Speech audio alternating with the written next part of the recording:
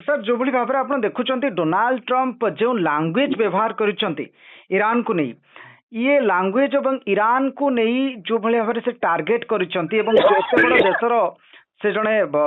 राष्ट्र मुख्य से भाषा व्यवहार कर देखुं।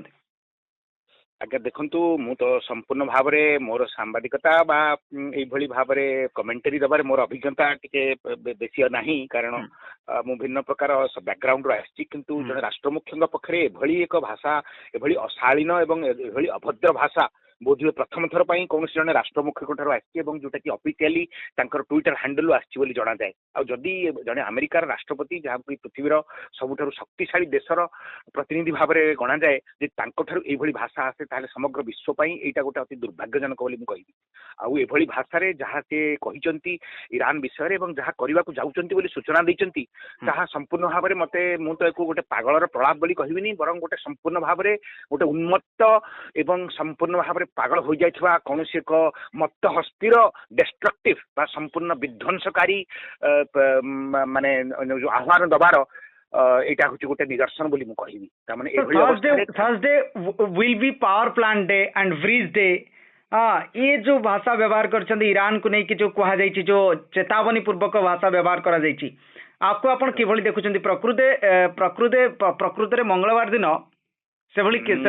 स्थिति उपजेबे कि ट्रम्प या देखंतु मु ताको विषय सबुठारु कहा जाए जे ट्रम्प के विषय या कहा जाए जे जेते प्रेडिक्ट से होचंती most it is the most predictable thing about Donald Trump is that he is absolutely unpredictable अर्थात तांकर निकटर थिबा तांकर उपदेष्टा वृंद एवं तांकर परिवार एवं अन्य मध्य से जे भविष्य को कोन करिया को जाउचंती एवं कोन कहिया को जाउचंती ता ऊपर कोनोसी प्रकार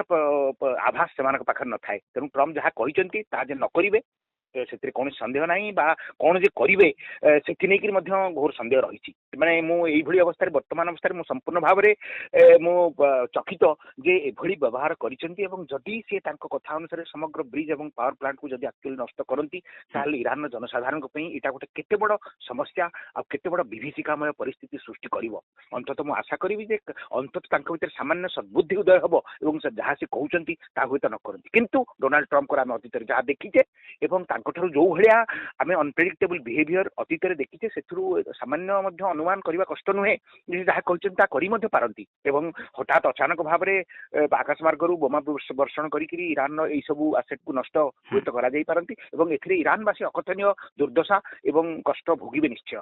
तेणु एभली परिस्थिति में संपूर्ण भाव में मो पाखे कौन कहवाई से कौन भाषा ना जे एक्चुअली कौ भाया विभीषिकामय परिस्थिति आड़क आम मैंने जाऊे और समग्र विश्व कौ भाया गोटे बड़ धरण समस्या सृष्टि कर सर यही प्रश्न ये उठुची कहीं डोनाल्ड ट्रम्प जड़े शक्तिशाली राजनेता आउ अमेरिका को वर्तमान समय सबू देश अनुकरण करती गोटे शक्तिशाली राष्ट्र हिसाब से गोटे शक्तिशाली राष्ट्र शक्तिशाली राजनेता जिते एभली भाषा व्यवहार करुँच अन्य देशगुड़िक से राष्ट्र कौन शिखा से राष्ट्र मुख्य कौन शिखी वर्तमान समय यह हूँ बड़ प्रश्न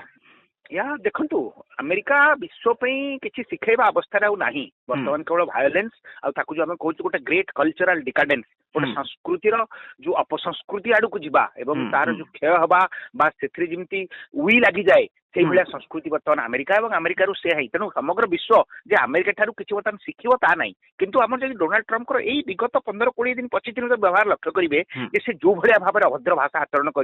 माने व्यवहार करछन्ती फ्रांस राष्ट्रपति को जो भाया अभद्र भाषा से व्यवहार करछन्ती even Saudi Arab crown prince को निहाती अपमानजनक एवं तांको ठारू एभली लैंग्वेज एभली भाषा आदौ आशा करा जाए नहीं या पूर्व न देखी जेलेंस्की को जो प्रेस कॉन्फ्रेंस व्हाइट हाउस रे जो भाया भाव में समग्र विश्वर विभिन्न नेता आगे जो भाया अपमानित करा जायतिला तेणु जने राष्ट्र मुख्य हिसाब से तांकर आम अंततः यथेष्ट परिमार्जित एवं गोटे संभ्रांत व्यवहार आशा करूँ किंतु डोनाल्ड ट्रम्प बोधे भूली जाइछन्ति से देशर व्यवहार को अन्य माने लक्ष्य रखुछन्ति एवं इतिहास रे तांकर ना एभली जने अभद्र राष्ट्रनायक भाव में भविष्य निया जिवो तेणु सी जो कहउछन जे मु गोटे लिगासी छाड़ी जीवी मु बुझी पारुनी को प्रकार लिगासी बा को प्रकार से गोटे धारा सृष्टि करिवे जहाँ कि पृथ्वीर लोक डोनाल्ड ट्रम्प को को भाया भाव में मन रखिवे जे निजर राष्ट्रपति हिसाब से निजर शालीनता निजर संभ्रमता एवं बाक संयमता जार नाही से भली राष्ट्र मुख्य विषय में अधिका कौन कह जाय पारे किंतु डोनाल्ड ट्रम्प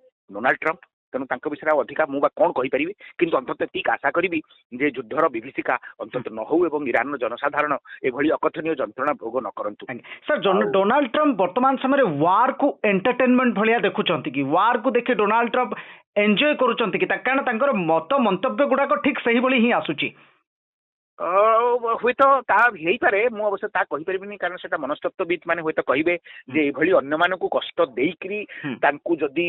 ମାନସିକ ସ୍ତରରେ ଶାନ୍ତି ବା ମାନସିକ ସ୍ତରରେ ଯଦି ଖୁସି ମିଳୁଥିବ ତାହେଲେ ହୁଏତ ହେଇପାରେ ଏଇଟା ଗୋଟେ ପ୍ରକାର ବିକୃତି ବୋଲି କହିବା ଆମେ କାରଣ ମନସ୍ତତ୍ତ୍ୱବିତ୍ ମାନେ କହନ୍ତି ଏବଂ ଏଇଟା ଗୋଟେ ପ୍ରକାର ସାଇକୋଲୋଜିକାଲ ରୋଗ ମଧ୍ୟ କେତେକ ଥାନ୍ତି ପରପୀଡ଼ନ ଅନ୍ୟମାନଙ୍କୁ କଷ୍ଟ ଦେଇକିରି ସେମାନେ ଆନନ୍ଦ ଲାଭ କରନ୍ତି ଏଭଳି ଏଇଟା ଗୋଟେ ଅପରାଧିକ ମନୋବୃତ୍ତି ମଧ୍ୟ କିନ୍ତୁ ଜଣେ ରାଷ୍ଟ୍ର ମୁଖ୍ୟ ଏଭଳି ଭାବରେ ବ୍ୟବହାର କରିବା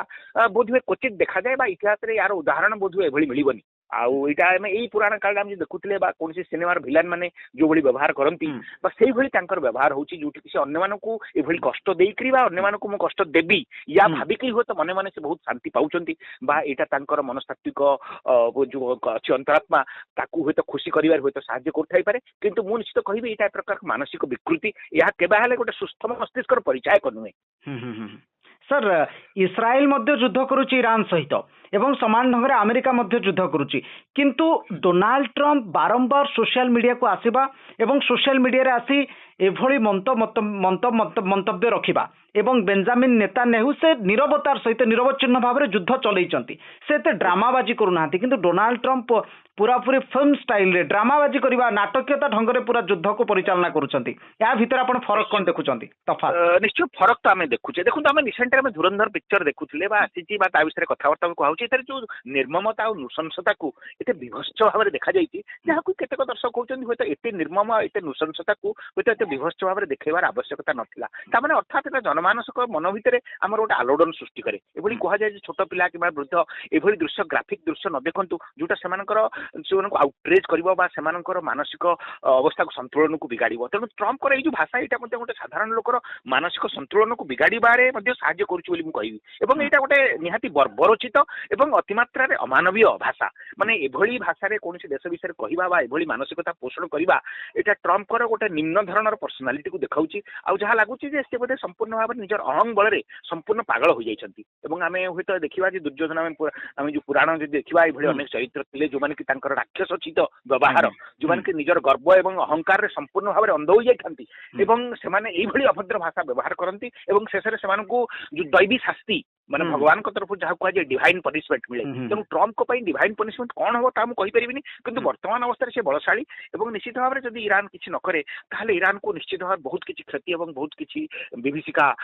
କୁ ସହ୍ୟ କରିବାକୁ ପଡିବ କିନ୍ତୁ ତାଙ୍କ ପାଇଁ ଗୋଟେ ଦୈବୀ ଶାସ୍ତି ନିଶ୍ଚୟ ହବ କୋଉ ପ୍ରକାର ହବ ତା ହୁଏତ ମୋ ପକ୍ଷରେ କୌଣସି ପ୍ରକାର ସେ ବିଷୟରେ ଇମାଜିନ କରିବା ବା ସେଭଳି କୌଣସି ପ୍ରକାର ଭବିଷ୍ୟତ କରିବା ହୁଏତ ମୋ ପକ୍ଷରେ ବର୍ତ୍ତମାନ ସମ୍ଭବ ନ ହେଇପାରେ କିନ୍ତୁ ଏଭଳି ଜଣେ ବ୍ୟକ୍ତିଙ୍କୁ ଇତିହାସ କେବେ ହେଲେ କ୍ଷମା ଦେବ ନାହିଁ ବା ତାଙ୍କର ନାମ ଇତିହାସରେ କେବେ ହେଲେ ଆଦରର ସହିତ ନିଆଯିବ ଏ ସମ୍ଭାବନା ମଧ୍ୟ ନାହିଁ ହୁଏତ ଟ୍ରମ୍ପ ସେ ବିଷୟରେ ସଚେତନ ଥିବେ ବୋଲି ମୁଁ ଆଶା କରିବି। ବହୁତ ବହୁତ ଧନ୍ୟବାଦ ସାର୍ ଆପଣ ଆମକୁ ଏତେ ତମାମ ସୂଚନା ଜଣାଇଲେ ଡୋନାଲ୍ଡ ଟ୍ରମ୍ପଙ୍କର ବର୍ତ୍ତମାନ ସମୟରେ ଏଇ ଯୋଉ ପ୍ରତିକ୍ରିୟାକୁ ନେଇକି ଆପଣ ଅତି ପୁଙ୍ଖାନୁପୁଙ୍ଖା ଭାବରେ ଆଲୋଚନା କରେ ଆପଣଙ୍କୁ ବହୁତ ବହୁତ ଧନ୍ୟବାଦ ସାର୍। ଥ୍ୟାଙ୍କ ୟୁ ଠିକ ଅଛି ସାର୍।